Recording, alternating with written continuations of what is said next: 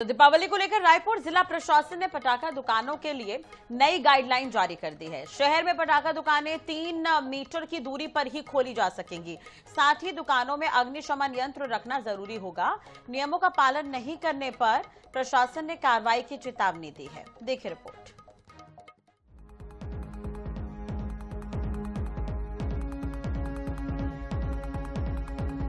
दीपावली और धनतेरस से पहले राजधानी रायपुर में प्रशासन ने पटाखा दुकानों पर सख्ती बढ़ा दी है। नई गाइडलाइन के मुताबिक अब एक दुकान से दूसरी दुकान 3 मीटर की दूरी पर ही लगाई जा सकेगी।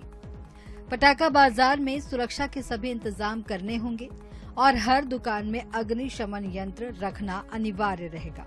पटाखा दुकानों के लिए गाइडलाइन जारी। 2 दुकानों के बीच कम से कम 3 मीटर की दूरी। हर दुकान में अग्निशमन यंत्र अनिवार्य। लकड़ी, बांस, टेंट जैसे ज्वलनशील पदार्थों पर प्रतिबंध। बिजली की खुली वायरिंग प्रतिबंधित। नियम तोड़ने पर होगी सख्त कार्रवाई। राजधानी में पटाखों का सबसे बड़ा बाजार लाखेनगर में ही लगता है। इस बार कुल 216 लोगों ने पटाखों की अस्थायी दुकान खोलने के लिए आवेदन किया था, जिसमें 83 आवेदकों को लाइसेंस जारी हुए हैं।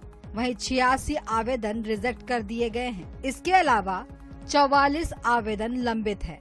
दिवाली का त्यौहार बेहद ही नजदीक है। ऐसे में राजधानी रायपुर में पटाखों की दुकानों को लेकर के जिला प्रशासन ने गाइडलाइन जारी कर दी है। तस्वीरें आप देख रहे हैं, ये रायपुर के लाखेनगर इलाके की क्षेत्र है, जहां पर पटाखों की दुकान लगना जो है वो शुरू हो गई। इस बार अगर मैं बात करूं तो राजधानी रायपुर में करीब 100 से ज्यादा पटाखों की दुकानों को अनुमति जो है वो दी गई है।